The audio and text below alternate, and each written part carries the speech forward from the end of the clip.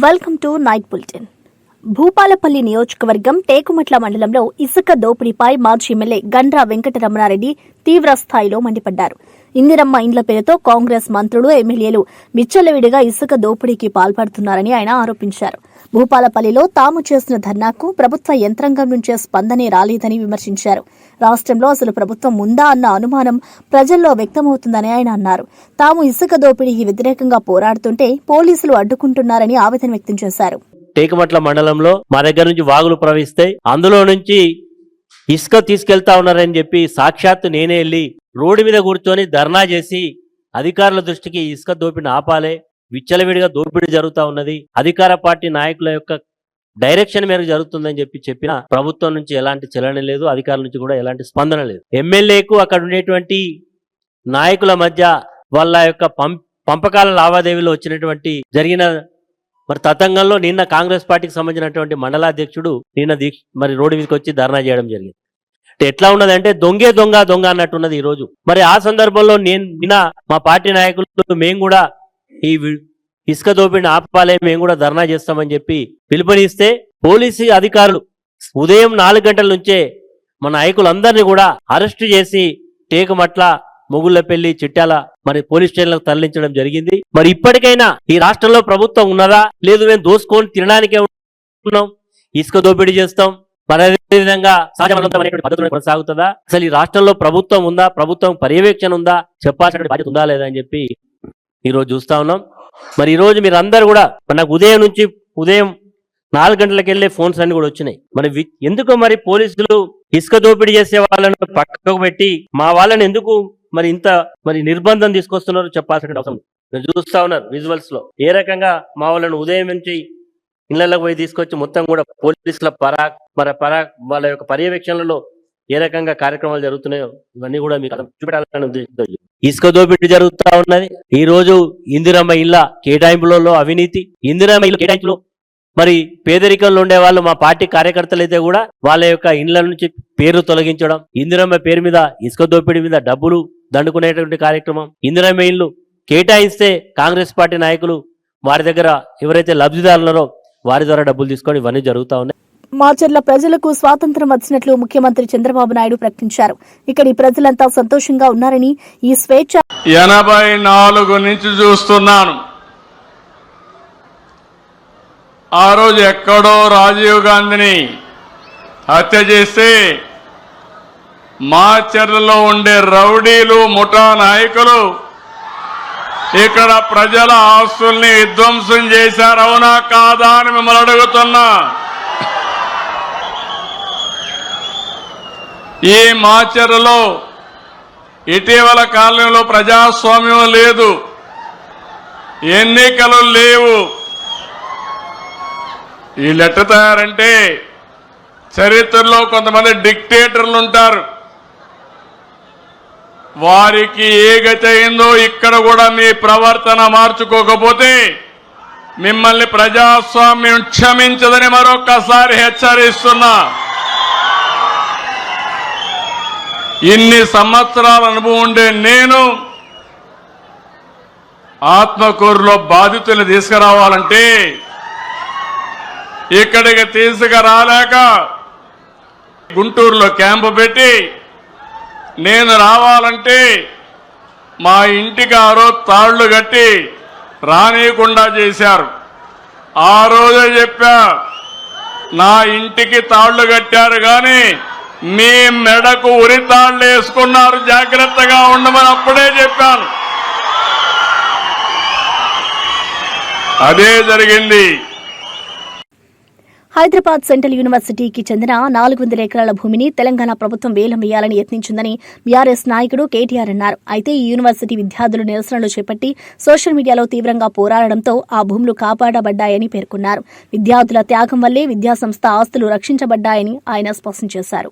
Hyderabad Central University students led the charge, started demanding answers from the government on why they're selling a valuable piece of urban lung space, which is also a demarcated forest. Went on for a while. Eventually, even though the government was non-responsive, this apex court of India, the Supreme Court, responded.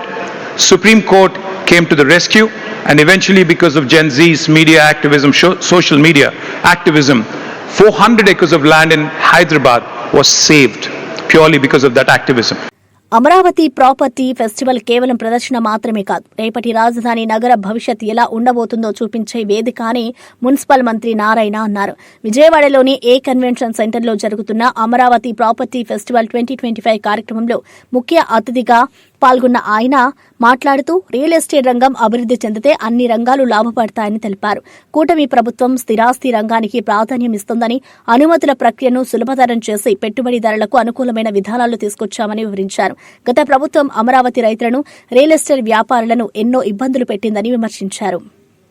అనేక రాష్ట్రాలకు పంపించాను. ఇక్కడ ఉన్న rules and regulation ఏంది, ఇక్కడ ఏందని అన్ని study చేసిన తర్వాత కమిటీలు వేసి అనేక రిఫార్మ్స్ చేసాం. ఆ రిఫార్మ్స్ చేయడంలో కూడా నరేట్కా కావచ్చు, ఇంకా అదర్ ఆర్గనైజేషన్స్ ఏదో మీ అందరితో డిస్కస్ చేసి ఇతర రాష్ట్రాల్లో ఉన్న బెస్ట్ ప్రాక్టీస్ని తీసుకొచ్చేసాం. దానివల్ల ఖచ్చితంగా రియల్ ఎస్టేట్ రంగం పెరుగుతుందనే ఉద్దేశంతో నరేట్కా సభ్యులు చెప్తున్నారు. ఈ మధ్య ఈ యొక్క రియల్ ఎస్టేట్ బిజినెస్ అటు లేఅవుట్స్ కావచ్చు, బిల్డింగ్స్ కావచ్చు కొంత ఇంప్రూవ్ అయింది సార్ అని. కాబట్టి నేను అందరికీ ఒకటే చెప్పేది, ఈ యొక్క ప్రభుత్వం మా ముఖ్యమంత్రి నారా చంద్రబాబు నాయుడు కోరుకుంటారు, రియల్ ఎస్టేట్ బాగా డెవలప్ కావాలి. అది లేఅవుట్స్ కావచ్చు, బిల్డింగ్స్ కావచ్చు. కాబట్టి మీరు బాగా చేయండి, మీకు అన్ని విధాల 100% ఈ ప్రభుత్వం సపోర్ట్ ఉంటుందని తెలియజేసి ప్రత్యేకమైన ధన్యవాదాలు తెలియజేస్తాం. అమరావతి వల్ల కన్స్ట్రక్షన్ బాగుంటుంది, ఇన్ఫ్రా బాగుంటుంది, రియల్ ఎస్టేట్ కూడా బాగుంటుంది. తప్పకుండా 3 పరిశ్రమలు మనం చూస్తే మన జీడిపిలో ప్రముఖ పాత్ర పోషిస్తాయనే దాంట్లో సందేహం లేదు. మేమందరం ఏ సమస్య వచ్చినా వాళ్ళ బిల్డర్కు ఉన్న ప్రధాన సమస్య పర్మిషన్లు ఏదన్నా చిన్న చిన్న అడ్డంకులు అంటే సాల్వ్ చేయగలిగిన అడ్డంకులు ఉంటే తప్పకుండా మేము దాన్ని తీసుకుని అధికారుల దృష్టికి తీసుకువెళ్ళి ఇమ్మీడియట్గా పర్మిషన్లు వచ్చే విధంగా నేను కృషి చేస్తానని బిల్డర్లందరికీ హామీ ఇస్తున్నా. ఏపీ లిక్కర్ స్కామ్ కేవలం 3,000 కోట్లు మాత్రమేనని, కానీ విద్యుత్ రంగంలో జరిగిన స్కామ్ 40,000 కోట్ల రూపాయలదని ఏబీ వెంకటేశ్వరరావు తీవ్ర విమర్శలు చేశారు. విద్యుత్ రంగం ప్రభుత్వాలకు బంగారు బాతుగా మారిందని, ఛార్జీలు పెంచుతూ సామాన్యుల నడ్డీ విరుస్తున్నారని ఆరోపించారు. వైసీపీ ప్రభుత్వ కాలంలో జరిగిన అవినీతి ఇప్పుడు కూటమి ప్రభుత్వం కొనసాగిస్తుందని వ్యాఖ్యానించారు. తాము చూపించిన ఆధారాలు తప్పైతే చెంపలు వేసుకుంటారని సవాల్ విసిరారు. ఇన్ని ఆధారాలు చూపించాం, మేము చూపించిన ఆధారం ఏదైనా తప్పు అని తేలితే చంపలేసుకోవడానికి రెడీగా ఉన్నాం. లేని నాడు ఈ దుర్మార్గపు టెండర్లని, ఇప్పటికి కూడా వ్యాలిడ్గా ఉన్నటువంటి టెండర్లని వెంటనే రద్దు చేయాలి. ఇంతకు ముందు జరిగినటువంటి టెండర్ల అవకతవకల మీద ఖచ్చితంగా దర్యాప్తు జరగాలి. సంబంధిత అధికారుల మీద, దానికి ప్రోద్బలం ఇచ్చినటువంటి వ్యక్తుల మీద ఖచ్చితంగా దర్యాప్తు జరగాలి, వాళ్ళని శిక్షించాలి అని చెప్పి తెలియజేసుకుంటున్నాం. 40,000 కోట్ల స్కామ్ అండి ఇది. మనం బోడి 3,500 కోట్ల స్కామ్ అని చెప్పి మద్యం స్కామ్ అని రోజు మాట్లాడుకుంటున్నాం. ఈ 40,000 కోట్ల సంగతి ఏంటి? దీన్ని ఇలాగే కొనసాగనిస్తే ఎన్ని 10,000 కోట్లు అవుతుంది. కాబట్టి దీని మీద ఖచ్చితమైనటువంటి చర్యలు ఉండాలి. ఈ ప్రభుత్వం వెంటనే అమల్లో ఉన్నటువంటి టెండర్లను రద్దు చేసి పారదర్శకంగా కెపాసిటీ ఉన్న ప్రతి ఒక్కళ్ళకి, క్వాలిటీ ఇచ్చే ప్రతి ఒక్కళ్ళకి అవకాశం ఇస్తూ మళ్ళా టెండర్లు పిలవాలని చెప్పి, భవిష్యత్తులో కూడా ఇటువంటి తప్పులు పునరావృతం కాకుండా చర్యలు తీసుకోవాలని చెప్పి డిమాండ్ చేస్తూ ఈ పత్రికా సమావేశాన్ని ముగిస్తున్నాను. రాష్ట్రంలో మొట్టమొదటిసారిగా ఏకంగా 400 మందికి బెయిల్ రాకుండా కేసులు నమోదు చేశారని మాజీ మంత్రి పేర్ని నాని విమర్శించారు. ప్రతిపక్షంగా ప్రజల కోసం, ప్రజాహితం కోసం పనిచేస్తున్నప్పుడు ఇలాంటి నిర్బంధాలు తప్పవని వ్యాఖ్యానించారు. ప్రజల హక్కుల కోసం పోరాడుతున్న ప్రతి కార్యకర్తపై తప్పుడు కేసులు మోపి భయపెట్టాలని ప్రభుత్వం చూస్తుందని ఆయన ఆరోపించారు. మేము ప్రోగ్రాం పెట్టాం, అప్లికేషన్ పెట్టాం, మేము ఏమో అన్నారు, రిజెక్ట్ చేశారు, మైక్ పెట్టారు, మీరు వస్తే కనుక లోపలేస్తాం అది ఇది అని చెప్పని. ప్రతిపక్షంగా మా నిరసన మేము తెలియజేయాలి, ప్రజాహితం కోసం పనిచేయాలి కాబట్టి మేము పనిచేస్తున్నాం. కొత్త ఎస్పీ గారు వచ్చారు, 400 కేసులు, 400 మంది మీద రాష్ట్రంలో మొట్టమొదటిసారిగా ఒక ప్రతిపక్షం చేసినటువంటి ఒక నిరసన కార్యక్రమంలో 400 మంది మీద 10 సంవత్సరాల శిక్ష పడేటువంటి ఒక నేరం కూడా దీంట్లో పెట్టి మా 400 మందిని బెయిల్ రాకుండా ఎన్నాళ్ళు కావాలంటే అన్నాళ్ళు ఉంచేట్టుగా సెక్షన్ కూడా పెట్టారని చెప్పి పాత్రికేయ మిత్రులు చెప్తున్నారు. తప్పే ఉంది. ప్రజల కోసం పనిచేసేప్పుడు ఈ అన్నాళ్ళైనా ఉంటాం, పెద్ద ఇష్యూ ఉంది. చంద్రబాబు నాయుడు, కొల్లు రవీంద్ర వీళ్ళు వాళ్ళ ఇష్టం చేసుకొని, ఇప్పుడు మనం మర్డర్ చేసి బయలుకి ఎవరన్నా మా పొడి చేయండి, వాళ్ళని పొడి చేయండి, వీళ్ళని పొడి చేయండి అని చెప్పి మనం దొరికిపోయి వెళ్తే నామోషి పడాలి. కానీ అట్లా దొరికిపోయినోడే నామోషి పడినప్పుడు, ప్రజాహితం కోసం పనిచేస్తున్నప్పుడు ఏముంటుంది? నెల అయితే ఉంది, 2 నెలలు అయితే ఉంది, తప్పే ఉంది, నామోషి ఉంది దాంట్లో. కర్ణాటక ప్రభుత్వం అల్మటీ ప్రాజెక్టు ఎత్తు పెంచాలని తీసుకున్న నిర్ణయంపై మహారాష్ట్ర ప్రభుత్వం అభ్యంతరం తెలిపినా తెలంగాణ ముఖ్యమంత్రి రేవంత్ రెడ్డి మాత్రం నిశ్శబ్దంగా ఉన్నారని జాగృతి అధ్యక్షురాలు కల్వకుంట్ల కవిత విమర్శించారు. మన రాష్ట్రానికి స్పష్టమైన అన్యాయం జరుగుతున్న సందర్భంలో సీఎం స్పందించకపోవడం ఆశ్చర్యమని ఆమె పేర్కొన్నారు. ఆల్మటీ ఎత్తు పెంపు వల్ల గోదావరి, కృష్ణా నదులపై ఆధారపడిన తెలంగాణ రైతులకు నీటి సమస్యలు తీవ్రంగా పెరిగే అవకాశం ఉందని కవిత ఆందోళన వ్యక్తం చేశారు. తెలంగాణ ప్రజల హక్కుల విషయంలో ప్రభుత్వం వెంటనే స్పష్టమైన వైఖరి వెల్లడించాలని ఆమె డిమాండ్ చేశారు. ఖమ్మం, హైదరాబాదు వీటన్నిటికీ కూడా ప్రాణదాయినిగా మనకు కృష్ణానది జలాలు ఉంటాయి. మరి వాటి కోసం మనము నిరంతరం పోరాటం చేస్తూ వచ్చినాం. తెలంగాణ ఉద్యమ సందర్భంలో కూడా ప్రధానంగా జల సాధన విషయంలోనే మనము ఉద్యమాన్ని నిర్మించుకోవడం జరిగింది. అది ప్రజలందరికీ తెలిసిన విషయమే. అదేవిధంగా ఉమ్మడి ఆంధ్రప్రదేశ్ ఉన్నటువంటి సందర్భంలో కూడా నదీ జలాల పంపిణీ విషయంలో, ప్రత్యేకించి కృష్ణానది విషయంలో కూడా మరి అనేక సందర్భాల్లో చర్చించి ఫైట్ చేసినటువంటి విషయాన్ని కూడా ప్రజలందరూ గమనించుకోవాలి. మరి ఆనాడు ఉమ్మడి ఆంధ్రప్రదేశ్లో ఉన్నప్పుడే మనకు ఇబ్బంది అవుతుంది కృష్ణానది కర్ణాటకను దాటి రావడం అని చెప్పి పెద్ద ఎత్తున సుప్రీంకోర్టులో కేసేస్తే ఆల్మట్టి డ్యామ్ హైట్ పెరగకుండా ఉమ్మడి ఆంధ్రప్రదేశ్లోనే మనందరికీ కూడా స్టే వచ్చింది. అటువంటి స్టేను ఇప్పుడు కర్ణాటక ఉల్లంఘిస్తూ మరి 1,70,000 ఎకరాలను సేకరించడానికి 70,000 కోట్లను రిలీజ్ చేస్తూ మొన్న కర్ణాటక ప్రభుత్వం నిర్ణయం తీసుకున్నది. ఆ తీసుకున్నటువంటి నిర్ణయం మీద తక్షణమే మహారాష్ట్ర ముఖ్యమంత్రి గారు స్పందించారు. వీళ్ళు ఇట్లా 5 మీటర్లు ఎత్తు పెంచుకుంటే 100 టీఎంసీలు నీళ్లు నిల్వ కృష్ణాలో ఉంచుకుంటే మా మహారాష్ట్రలో 2 జిల్లాలు మునిగిపోతాయి కాబట్టి మేము దీనికి ఒప్పుకోము, మేము సుప్రీంకోర్టుకు పోతామని మహారాష్ట్ర ముఖ్యమంత్రి గారు, భారతీయ జనతా పార్టీ అక్కడ అధికారంలో ఉంది, వాళ్ళు ప్రకటించడం జరిగింది.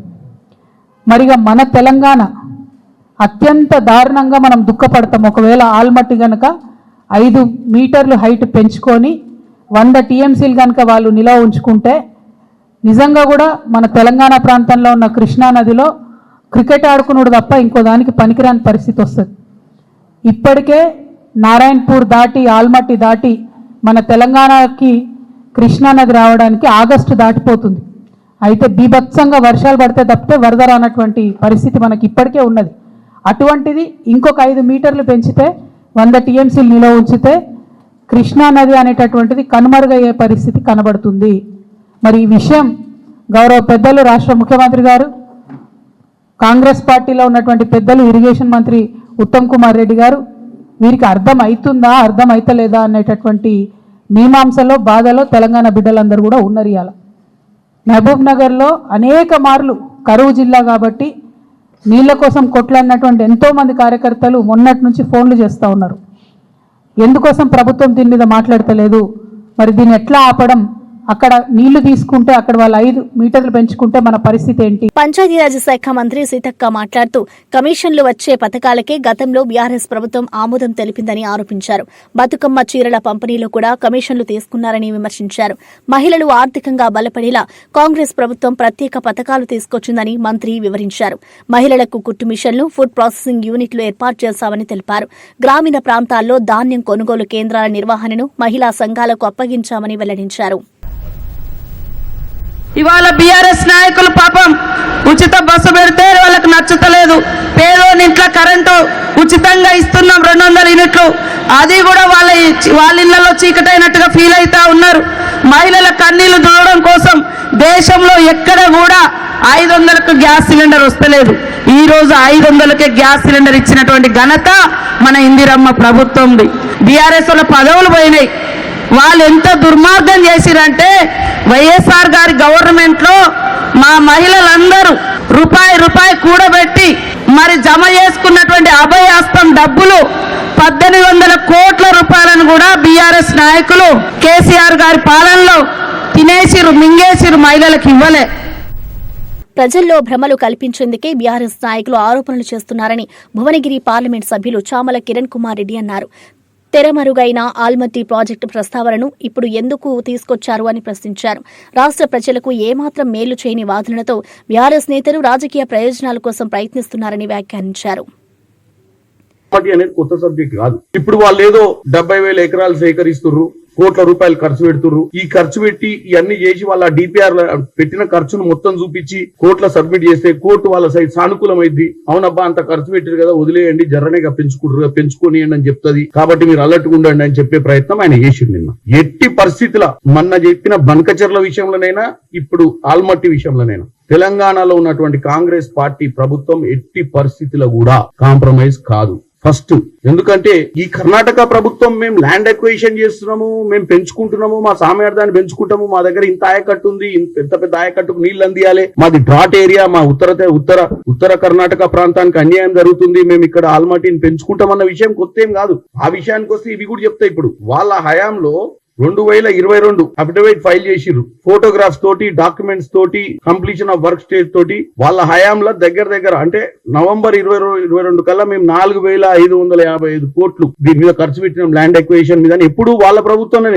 ప్రభుత్వంలోనే నవంబర్ 2022 ఇన్ని కోట్లు ఖర్చు పెట్టినామని చెప్పారు. ఇంకోటి, state of Karnataka has filed an additional affidavit dated on 8/11/2021 అంటే బీఆర్ఎస్ ప్రభుత్వం ఉన్నప్పుడే revealed that additional affidavit has revealed that it has already spent 13,321 crore by September 2021 for infrastructure related to Upper Krishna project stage 3 including canals, drainage systems, land acquisition, rehabilitation and resettlements, R&R measurements. అంటే ఈ drama 2011లో stay వచ్చింది. అప్పటి నుంచి వాళ్ళు దీన్ని ప్రతిసారి నడుపుతూనే ఉన్నారు. ఈ స్టోరీని మేము పెంచుకుంటాము, దానికి సంబంధించినటువంటి ఇన్వెస్ట్మెంట్ పెడుతున్నాము, 13,000 కోట్ల రూపాయలు మేము ఖర్చు పెట్టినామని చెప్పి వీళ్ళ హయాంలో కూడా ఫోటోగ్రాఫ్స్ తో సహా సుప్రీంకోర్టుకి సబ్మిట్ చేసి మేము ఇప్పుడు మేము కాంగ్రెస్, అక్కడ కాంగ్రెస్ ఉంది, వీళ్ళిద్దరు కలిసి మన చేతులు కలిపి ఆడ 100 టీఎంసీలను పక్కదో పట్టిస్తారేమోనని చెప్పి ఆయన వచ్చి చెప్తే ఇక్కడ తెలంగాణ ప్రజలు అమ్మ ఎంత అన్యాయం చేసినాం, మనము అనవసరం కాంగ్రెస్ పార్టీని గెలిపించుకున్నాం, బీఆర్ఎస్ పార్టీ ఉంటే 100 టీఎంసీలు మిగిలేదు కదా అని ఆలోచన రావాలని మాట్లాడినట్టే ఉంది తప్ప ఎందుకు ఈ సబ్జెక్ట్ కొత్తది కాదు. ఈ సబ్జెక్ట్ గురించి ఇప్పుడు లేవనెత్తాల్సిన అంశం కాదు. ఈ సబ్జెక్ట్ గురించి మా ప్రభుత్వం సుప్రీంకోర్టులో 100% చిత్తశుద్ధితో పోరాటం చేస్తుంది. ఎట్టి పరిస్థితుల్లో సుప్రీంకోర్టు కూడా ఒప్పుకున్నంత కాలం ఆల్మట్టీలో వాళ్ళు డ్యామ్ పెంచుకోవడానికి కూడా అవకాశం లేదు ఎత్తు, ఎందుకంటే సుప్రీంకోర్టులో పెండింగ్ మ్యాటర్. కాంగ్రెస్ ప్రభుత్వం ఆల్రెడీ హైదరాబాద్ లోని ఎంసీఆర్ హెచ్ఆర్డీలో తెలంగాణ ముఖ్యమంత్రి రేవంత్ రెడ్డి హైకోర్టు ప్రధాన న్యాయమూర్తి ఆపరేష్ కుమార్ సింగ్ ను మర్యాదపూర్వకంగా కలిశారు. ఈ భేటీలో రాష్ట్ర న్యాయ వ్యవస్థను అవసరమైన మౌలిక వసతుల కల్పనపై చర్చ జరిగింది. అలాగే న్యాయస్థానాల్లో పెరుగుతున్న కేసుల భారాన్ని తగ్గించేందుకు అవసరమైన సిబ్బంది నియామకాల ప్రాధాన్యతపై కూడా ఇద్దరూ సమగ్రంగా చర్చించారు.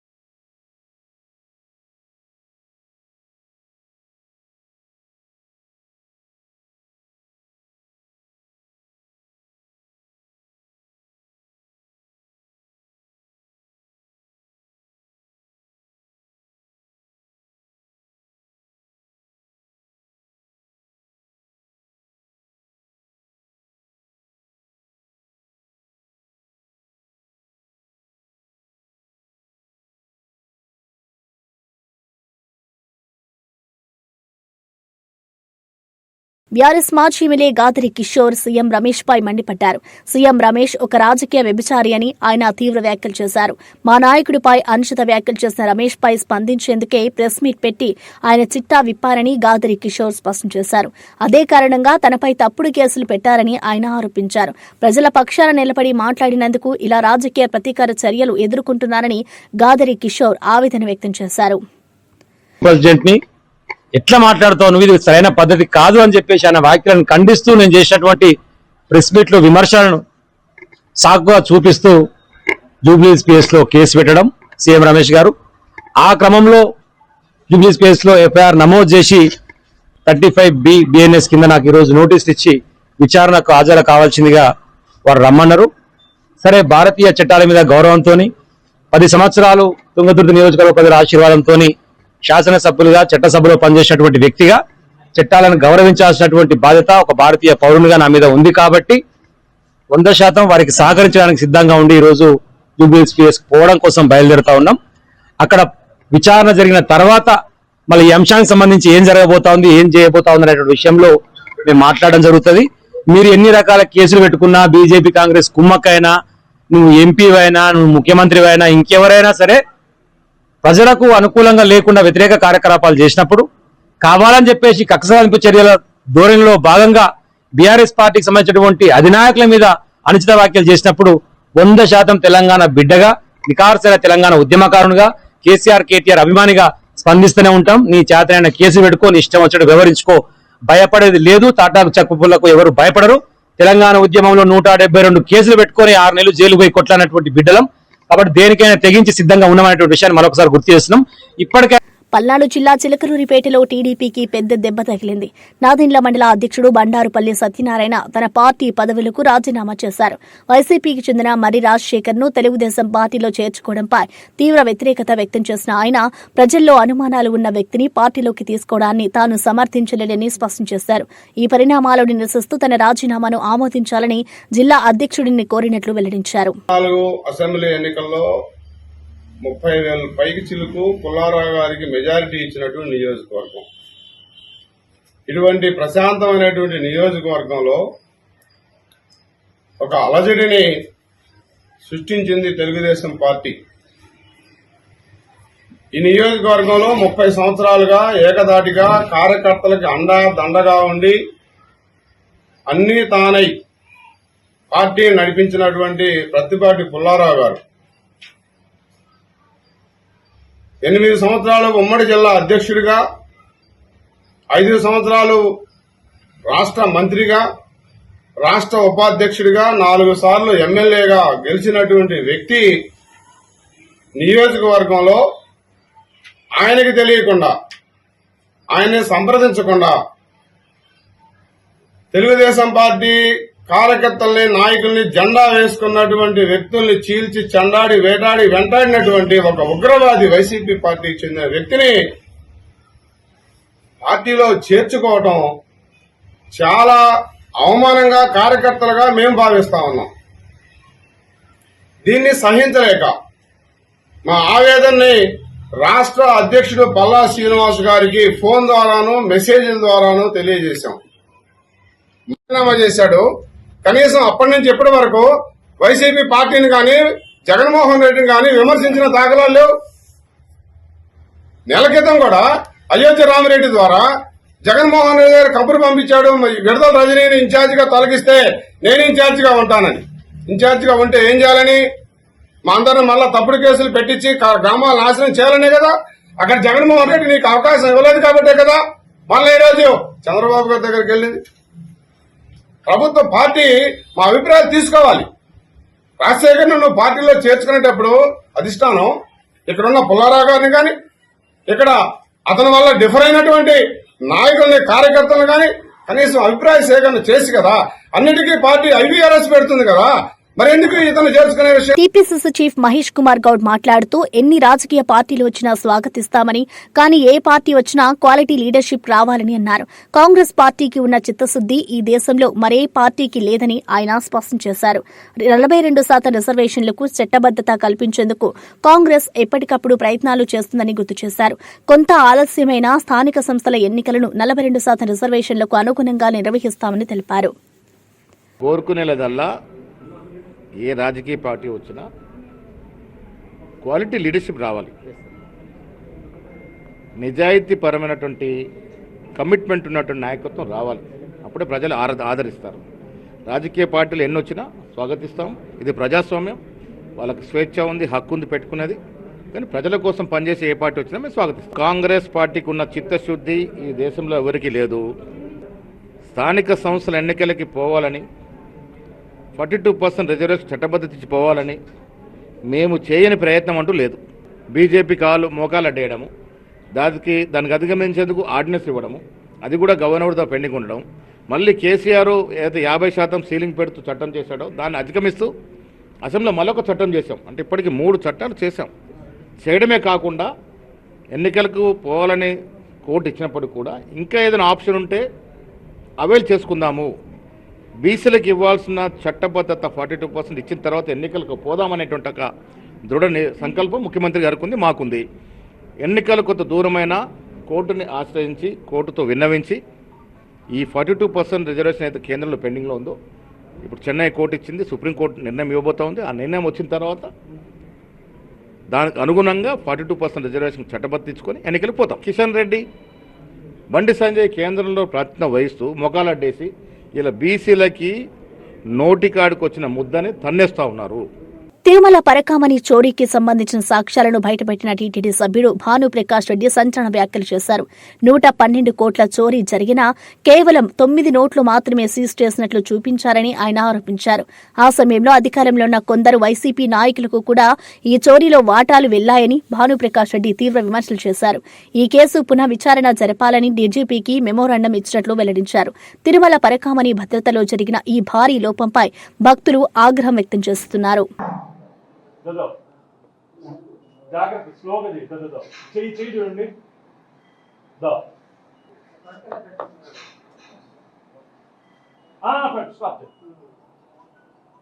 ఇంత కట్ట మిత్రులారా, ఇంత కట్ట నోట్లు బంగారు అమెరికన్ డాలర్స్ 112 నోట్లుంటే కేవలం 9 నోట్లకు మాత్రమే 9 మాత్రమే దొరికాయని చెప్పి ఎందుకు ఎఫ్ఐఆర్ చేశారు?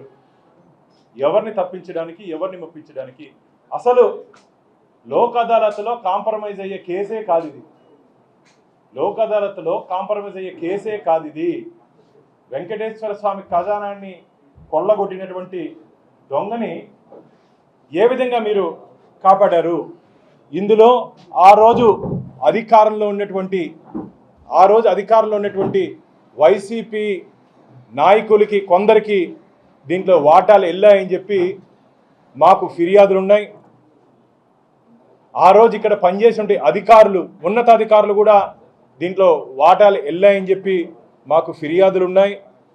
కాబట్టి దీని మీద నిగ్గు తేల్చాలని చెప్పి నేను రాష్ట్ర DGP, director general of police వారికి ఒక మెమరాండం ఇవ్వడం జరిగింది. రవికుమార్ని అక్కడ ఉన్నటువంటి